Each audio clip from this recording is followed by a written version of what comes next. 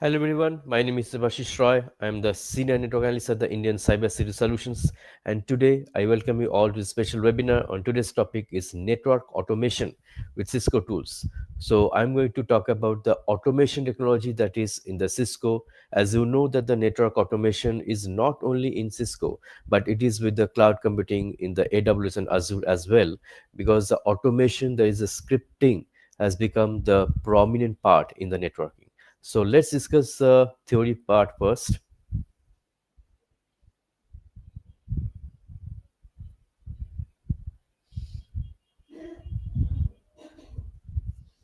So first of all, we'll start with this figure that is the MPLS, multi-protocol level switching. Why? Because we have to know why this network automation came. So before automation, what happened? Everything has to be configured manually. Say till now, if you configure say MPLS, say VPN, say any routing or VLAN, you configure it in CLI mode. So we do not make any scripts or programming for that, but it is changing. The shift is towards the programming or the scripting. So here you can see the MPLS network architecture, that is the multi-protocol level switching, where we use the level switching, means we actually put the labels on the packets that is transferred across the MPLS network. And it is done definitely by the service provider. So you do not make the scripts there to send, say, the MPLS packets. You do not make the scripts to, say, the QoS monitoring. Everything is done manually, but that is the problem, because you are there as a customer in the CE, that is a customer edge router, which is connected to the provider edge router, that is a demarcation point between the, say, the service provider and the customer, and it is going towards the provider router, that is the provider main, that is the main part, that is the network of the service provider. And LSR is the level switch router, which is going to pop up your label, you're changing the label, all these stuffs are there. So that is related to the MPLS, but I'm not going into the every details of the MPLS, but it is done in the service provider. So everything is done by the service provider. I, as a customer, has no such, say, importance in this network. I only initiate the data flow, but the data flow is done by the service provider network. But in case of the automation, that is the different, because the customer has to make the scripts of the programming, not the service provider. Means that if I go to any service provider, say Vodafone or Geo, and if I ask for any script, will they share it? No, definitely not. They will not share any script for making the OSPF configuration or this MPLS or VLAN. So that is a major shift in the automation. So in automation, in one word, it is programming. You have to make scripts for configuration, configuring the networks. So till now, network is totally CLI based, or in some cases GUI based in case of OS level, but now it is going to be, say, program independent. Now, what is the downside of the MPLS? Now, it is optimized for the point-to-point connectivity and not point-to-cloud. So there is no connectivity from the MPLS to the others, say the cloud, say the Office 365 or the SaaS-based applications. That was one problem. And it requires a WAN optimization to streamline the delivery. Definitely, you have to optimize, means you have to get the higher bandwidth there. Higher bandwidth means higher cost. Definitely takes a long time to deploy your infrastructure, and it can take up to 6 to 8 months to get each new site up and running. So definitely it is time consuming as well, and the cost is high because of limited competition. So these are the downsides. So traditional network, traditional WAN, traditional MPLS based network, it is not efficient. Now, what is the difference between this traditional WAN and the SD-WAN, that is a software defined wide area network, that we have to understand? See, the automation is comprising of two tools. One is the SD access, that is a software defined access, that is in the LAN level, you can say, the lower level of automation, and the SD-WAN, that is a software defined wide area network, that is the overlay. We call this overlay and underlay. Underlay is SD access, overlay is SD-WAN. Now, in the traditional environment, you see that every remote site is connected to the data center. So that is the one data center, the ISP data center in the traditional environment. That is the way to flow your data. Only one way. And in case of SD-WAN, you can see multiple paths. One is going towards the, say, the more traditional internet, then towards the cloud. You have the cloud data center and you have the traditional ISP data center. So there are multiple paths. And as I've told you, that customer is playing the pivotal role here because the customer is making the scripts. So that is the difference. There are many cloud-based applications, SaaS-based applications are there that is not there in the traditional enterprise network. So what is the difference between the traditional routing and switching planes? So there are three planes, as we know, in case of the router. One is the data plane, one is the control plane, and the other is the management plane. Control plane is for the routing protocols, layer 2 and layer 3 protocols, so routing protocols like the OSPF, RIP, BGP. Management plane is for the configuration monitoring of the router switches or devices remotely through, say, telnet SSH, maybe in CLI or GUI, mostly in CLI mode. And each vendor has its proprietary way also. And data plane is for how the data is forwarded or the data is flowed from one PC to the other, the one router to the other. So traditionally, the routers perform all these three functions. But in case of this figure, you can see there is a figure of the SD access and SD-WAN as well. The controller is there. There is one controller based device, we call it the software defined networking or the controller based networking. Here you can see that the controller is having the purpose of the control plane function. So all the routing ability is transferred to the controller. And southbound interface, it is logical definitely. Southbound interface is connected to all your, say, the devices, say the routers, switches, firewalls, any device. And data plane is actually transferring the data packet. So the traditional router in the software defined WAN, what it does the data plane and the management plane, but not the control plane. Control plane function is actually transferred to the controller. That is the main part of the Cisco automation. Now in the applications, you can see that the applications are bound to the northbound interfaces. Like I'm talking about the, say, the Cisco DNAC, Cisco DNA Center, or as we know nowadays as Cisco Catalyst Center, and other is the Cisco Epic EM. Now what is the difference between two? Cisco DNAC is for the lower level, that is the underlay network automation, that is in the LAN level, SD access, and for the SD-WAN or the overlay network, the Epic EM controller is there for doing the automation. Now, in any case, the northbound interface is connected to the application, to the user, and say I'm making a script, I'm pushing the script to the controller through the northbound interface, and southbound interface are connected to the devices. And I'm using the telnet, SSH, or more traditionally like SNMP. SNMP is not used much nowadays because, see, traditionally the SNMP was used to push the, say, the different, say, commands to get the information from the devices through the SNMP when there was no automation in those days, in the earlier days. But nowadays, we do not use the SNMP much. We use the telnet SSH, all these things. And also, there are certain things like Ansible, Puppet, and Chef. These are the tools. Three different tools are there. Ansible is agentless. So we mainly use the Ansible tool, that is the Linux or Unix based. So Windows doesn't support this automation much till now. We use the Linux or say the Unix platform there, and we install this Ansible tool, and we just say push the script through some API, through the application programming interface like the Postman, or there are other APIs as well. So we use that to actually push the script to the controller, and controller pushes to the devices. So that is known as the REST API. So it is an application programming interface which serves an application or computer programs to communicate with each other directly. So we use the HTTP verbs there. We call it the HTTP verb. Verb means that we get some, say, we send some request and we get some response. Say get request. Get request for say getting some information, say interface state or the IP address of the router. So that is a get request. Post request is for configuring something. Say you are editing something, you are configuring something. And REST API is an architecture style for designing a distributed system actually that gives guidelines for the API for web service. And REST is protocol independent, and it supports either say JSON, JavaScript object notation, or say the XML data format. You use the YML also in some cases, and Python definitely you can use. So these automation scripts, what is the programming language supported? It was earlier XML, but XML is not so user friendly. So gradually it moved towards the JSON and the Python.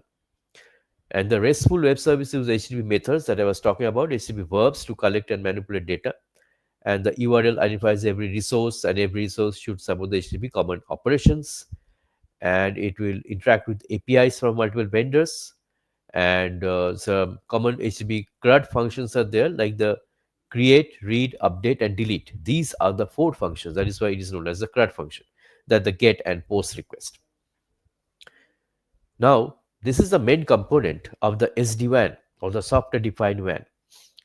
So there are different planes in the SD-WAN. One is the orchestration plane, management plane, then control plane, and then data plane. Now, orchestration plane, there is a device known as vBond. See, these devices are inside the controller itself. It is not separate device, but separate components inside that controller. It's related to the controller. vBond is for the authentication or authorization. Management plane, it is in the orchestration level, or you can see API.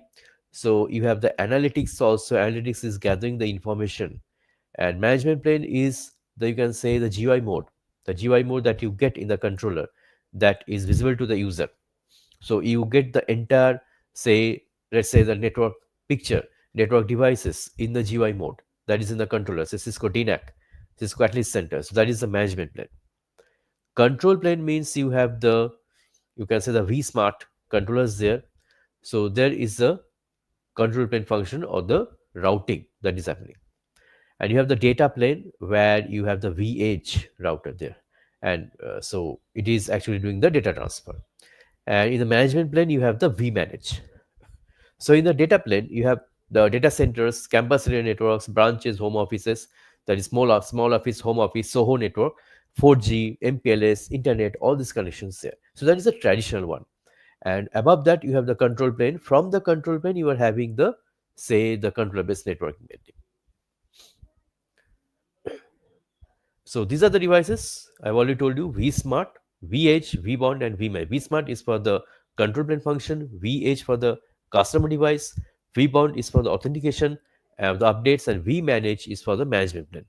So these are, you can say, the main parts of the Cisco automation, and this is the theory part behind the Cisco automation.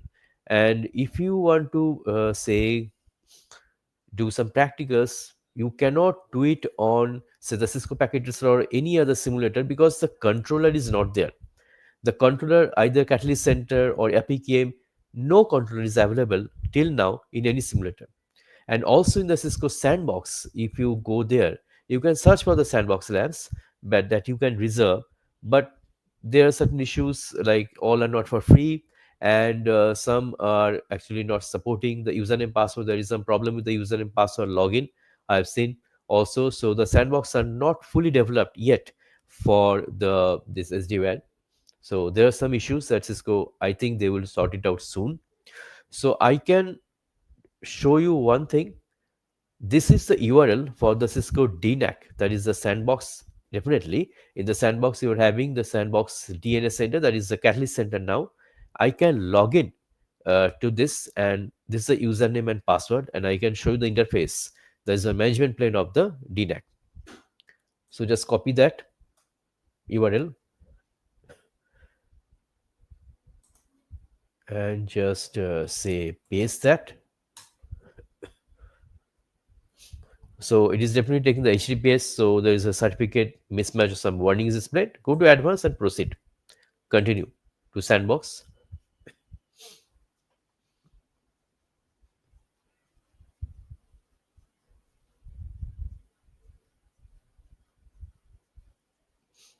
So it is continuing to the sandbox. It is a shared environment, so it will take 1 or 2 minutes to open.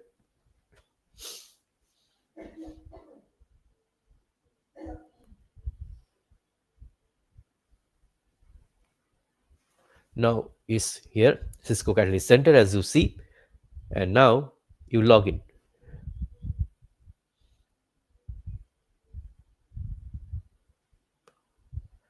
Again, you log in with the DevNet user. This is your, say, the username and the password.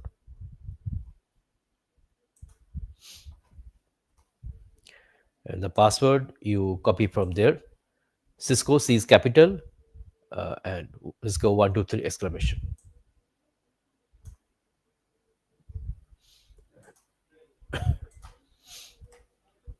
and just log in.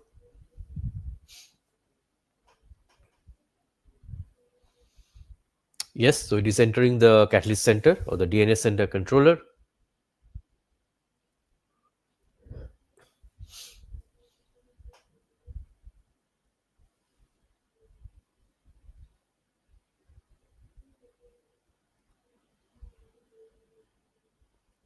So here you go. There is a Catalyst Center. It is a demo. So Cisco DNA Center is becoming the Catalyst Center. They are giving the information, and license compliance requirements have not been made, definitely, because it is not a licensed product yet. It is only a demo. It is only the management interface. You can say there is no such device that is displayed here, because Cisco will never actually allow you to work on the real, say, devices like the Catalyst Center, because anybody can hack it, anybody can destroy their products. So as you can see, this is the management plane I was talking about. But the health issues, you cannot see anything like the network device, wireless clients, nothing is there. So it is only giving you the, say, the look and feel of the management plane, but it is not showing you any such real devices, because they will not allow it to do it. Because then if they show you any of the devices, anybody can change the password, and that has happened. So that is why they are very careful nowadays, and they will not reveal any device or wireless controllers, anything. So here you can see the health status, the network device. So the wireless clients, you can view the details. If I click here, you will not see anything here. So it is totally blank. But it will actually show you in 24 hours format network. There you will see the network, say the data, or the, say, the network devices. It is not showing again. Nothing is there. It's totally blank.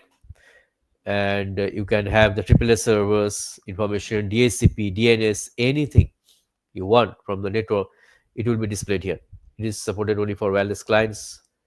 So you can see that the options are there, but even the wireless LAN controller, that is also there. The SD access that I was talking about, because DNAC is for the SD access. So it will actually have the layer 3 virtual network, many things it shows you. So it is the main part of the automation. When you make the scripts and you push the scripts to this DNAC, there are two ways. Either you can use, say, the tools, that is the Ansible, Puppet, or Chef. Mainly we use the Ansible. So if you want to bypass the DNAC, you can do it. You can use the Ansible and directly communicate with the devices, and that requires a very high level of configuration. That is in the GNS3 or even G and the real Cisco gears, or else you can go for this Catalyst Center. So in enterprise networks, definitely they go for this Catalyst Center. They do not use that Ansible only. So analytics there, analytics means gathering the information, analysis purpose. So there also you can do network, maps, everything is there. So this is the assurance part, the dashboard of this is called DNAC.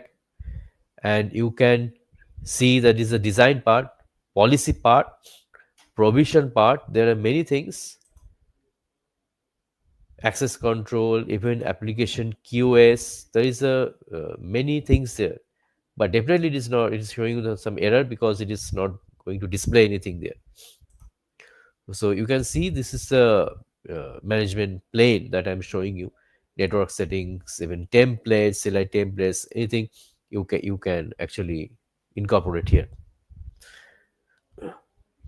So if I go to, say, select templates again, it will give you some errors. So it will not show you is opening, but you can also make some profiles. So there are lot of information that you can get. And also Cisco offers the exclusive syllabus, exclusive courses there for the Cisco Catalyst Center or the Cisco DNAC. They have their course for the SD-WAN and SD access as well, and also for the Cisco Catalyst Center or the Cisco DNAC and SD-WAN, they have the APKM. So actually their product is known as the V for the, what is the VH, or the say the vBound, vManage. V is for the, say, the Viptela. Viptela is a product for the Cisco. So there are other products also for the automation like the VMware or other vendors.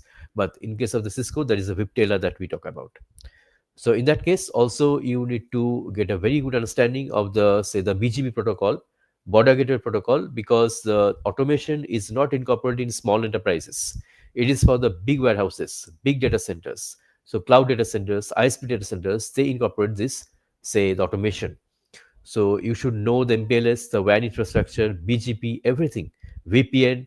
These things mean the CCNP enterprise level knowledge you should have. So I have shown you the Cisco Catalyst Center, actually the at least the demo part, because I cannot show you the real part because it is not there in any simulator, and you have to procure the hardware part. Only then you can see the different configurations like the Cisco Catalyst Center, and also the Cisco Sandbox. You have to reserve, that is not always for free, and also there are some authentication issues that is going on. So anyway, that is for the network automation with Cisco tools that I've discussed with you, and I've discussed many things with you about Cisco automation, how the automation is done, how it is different from the traditional network, what is the advantage, all these things, and also I've shown you some practical aspects also in regarding to the Cisco at least Center or the DNAC. So regarding your studies for the Cisco networking, definitely in the CCNA 200301, you should have the basic understanding, basic theory part regarding the automation. And in case of the CCNP enterprise, definitely you should go a bit deeper into this automation level. Although I don't think you will be required to do much programming there, even in the CCNP. In CCNA, you do not need to do any programming for now. But the CCNP level, you have to do some programming, say with the Ansible. But in case of the CCI level, there are a lot of things in the automation, and they have included a lot of new stuffs in the Cisco Encore paper, that is the core paper, there in the version 1.1 in the Encore, and there are a lot of stuffs in this automation environment. There is a VXLAN, virtual extensible LAN, many features are there of this controller-based networking. So automation is a very important part, and as the network is evolving, it is going towards automation, because to survive in the network environment, you should know the scripting. So in the cloud and also in the Cisco networking, the automation is the future of networking. So everybody should have a very good understanding of this Cisco automation for your studies and also for your job prospect as a network engineer. So that is it about the network automation for today, I think. And I hope that you have got a very good understanding of the network automation from this webinar. And I hope that you'll be able to incorporate this knowledge in your certification goal and also in your enterprise environment also. So I thank you all for watching and joining this webinar once again. And that is all I have for you about the network automation topic. I'll come with some new topic next time. Till then, keep studying and bye.